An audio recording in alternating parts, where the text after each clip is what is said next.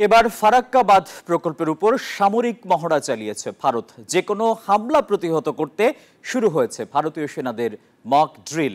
মহড়ায় অংশ নেয় বিএসএফ, রাজ্য পুলিশ এবং গোয়েন্দা বিভাগ। কলকাতা থেকে ভাস্কর সর্দারের তথ্য এবং ছবিতে ডেস্ক রিপোর্ট।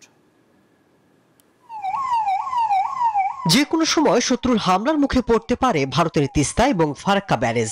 ভারত পাকিস্তান যুদ্ধে ইসলামাবাদের নজর ছিল ভারতের এই প্রকল্পের উপর। সীমান্তে ফারাক্কা ব্যারেজ এবং ব্যারেজ সংলগ্ন এলাকায় জারি করা হয়েছিল লাল সতর্কতা।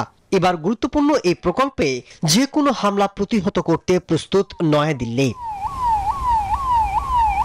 মূলত রাজ্যটির উত্তর এবং দক্ষিণবঙ্গের মধ্যে স্থলপথে যোগাযোগের একমাত্র পথ ফারাক্কা ব্যারেজ সংলগ্ন সেতু এবং রেল লাইন। আর সেই ফারাক্কা বাঁধ প্রকল্পের ব্যারেজে কোনো অপ্রীতিকর ঘটনা ঘটলে নিরাপত্তা কর্মী থেকে সাধারণ মানুষের কি করণীয়, তাই এদিন মিগডিলে উঠে আসে।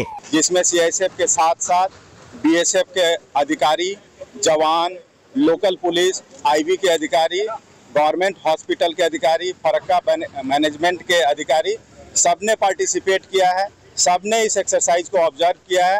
हमारे जवानों ने इस एक्सरसाइज को बहुत अच्छे से किया है। उसके अंदर की जो कुछ भी कमी देखी गई वो उनको बताया गया है, ताकि रियल टाइम सिनारियो में अगर असल में ऐसी कोई घटना होती है उस घटना से हम लोग निपट पाए। শুধু সীমান্তবর্তী এলাকায় নয়, দেশের অভ্যন্তরীণ বিভিন্ন গুরুত্বপূর্ণ এলাকার সুরক্ষা ব্যবস্থা আরো মজবুত করতেই এই মহড়া, বলছে দেশটির নিরাপত্তা বাহিনী।